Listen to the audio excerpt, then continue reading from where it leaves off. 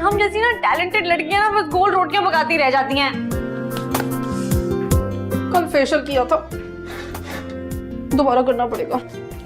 अरे माशा सुनती हो कि नहीं? क्या यार अम्मी, 1000 दफा बोला ना आपको कि मत आवाज दिया करें जब कहानी लिख रही हूँ। अब पूरा दिन मुझसे लिखा नहीं जाएगा। वो वहमी हो ना, छोड़ दो तुम। और आवाज ना दूं तो क्या बिजली के झटके दूं मैं तुम्हें?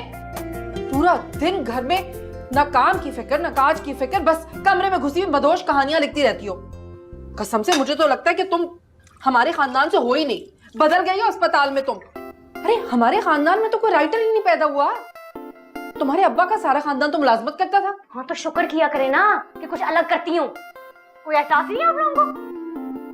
कोई मुझे देखेगा तो क्या कहेगा, ये है माशा रहमान, 4 बेस्ट सेलिंग नॉवेल्स की राइटर। हाथ में कलम की जगह ये आटे का पेड़ा लेके फिर रही है। मैं भी तो इतना बड़ा ब्यूटी पार्लर चलाती हूँ, मगर करती हूँ ना घर के सारे काम। और तुम क्या करोगी ससुराल जाकर? हैं शोहर को गर्मा गर्म कहानियां पकाकर खिलाओगी, इसी वजह से तुम्हारे रिश्ते नहीं आते। रोटियां पकाओ जल्दी से, मैं आती हूँ जरा ब्राइड तैयार करके ना, और फिर मिलके खाना खाते हैं। हाय अल्लाह अम्मी, कितनी दफा मैंने आपको कहा है कि उल्टे हाथ चूल्हा मत जलाया करें। अब देखना खाना खराब पकेगा, मेरा पेट खराब होगा, और फिर मैं कहानी कैसे लिखूंगी? माफ कर दे मेरी माँ, छोड़ दो ये वहम, नुकसान उठाओगी किसी दिन। क्या यार, मैं तो कह रही हूँ उल्टा हाथ नहीं इस्तेमाल करते।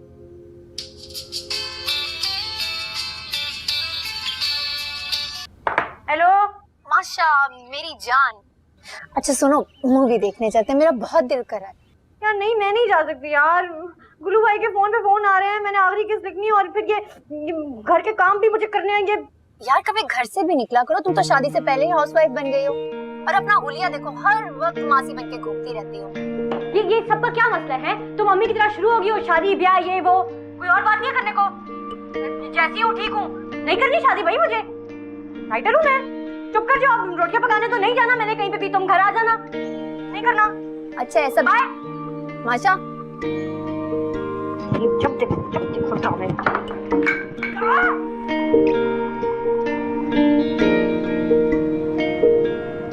क्या बुराई है इसमें? हर नेकी जन्म लेती है बुराई के बाद। मगर ये आप नहीं समझेंगे डैड, क्योंकि आपकी दिमाग की नसों में तो सिर्फ दौलत बह रही है, दौलत। नासिर, ओ नासिर, गरम कॉफी ला दे यार। तुझे पता है ना, लिखने के लिए कॉफी दिमाग तक पहुंचना बहुत जरूरी है, ताकि उंगलियों में बिजलियां खड़के और लफ्ज निकलकर स्क्रीन पर बिखर जाए। I'm feeling good। बिजली तो मैं तुम पर गिराऊंगा। बाप को तुमने ऑफिस का पियन समझा हुआ है? I'm sorry बाबा, वो मैं इतना फोकस हो गया था कि आप में और पियून में फर्क ही नहीं पता चला। बैठे बैठे, you want tea? इसीलिए तुम्हें कहता हूं ये मुंशी वाले काम छोड़ दो, कुछ नहीं बनने वाला तुम्हारा। बाबा प्लीज, तख्लीकी काम है ये, हर ऐरे गैरे की समझ में नहीं आता। क्या तुम मुझे ऐरा गैरा कह रहे हो? ऐसा कब कहा मैंने? I know what's wrong, sugar लो है आपकी। बेटा सालार, तुम इस कंपनी के सीईओ हो, मेरी बिजनेस एम्पायर के तुम इकलौते वारिस हो। फॉर गॉड सेक्स, ये राइटर बनने के चक्कर में अपनी जिंदगी तबाह मत करो। बाबा मेरा पैशन बिजनेस नहीं, कहानी है। कहानियां मेरे दिमाग में बारिश की तरह बरसती रहेंगी तो मैं क्या करूं? Check this out. हर वक्त हर जगह नई कहानी, चाय के कप, नहाने के टब में, बिरयानी की प्लेट में, या भूखे खाली पेट में, फ्रेंड से मुलाकात हो या 6 से 9 औकात हो, हर वक्त हर जगह नई कहानी।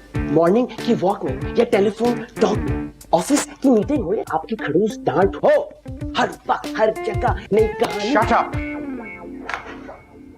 सब मेरी गलती है ना, मैंने तुम्हारा वो बचपन में लिखा हुआ छतरी का मजमून पसंद किया होता, ना तुम राइटर बनने के चक्कर में पड़ते, ना मुझे ये शुगर की प्रॉब्लम होती, और ना मुझे ये टॉफियां खानी पड़ती।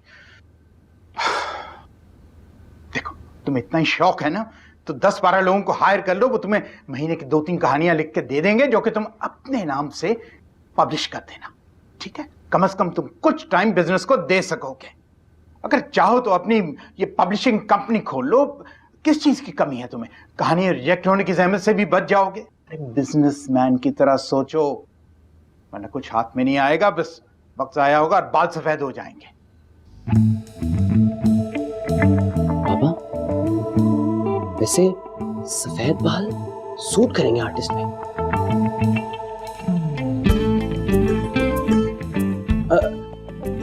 मेरा मतलब है आर्टिस्ट अपनी मेहनत से तख्लीक करते हैं, अब इतनी तो खुददारी होनी चाहिए।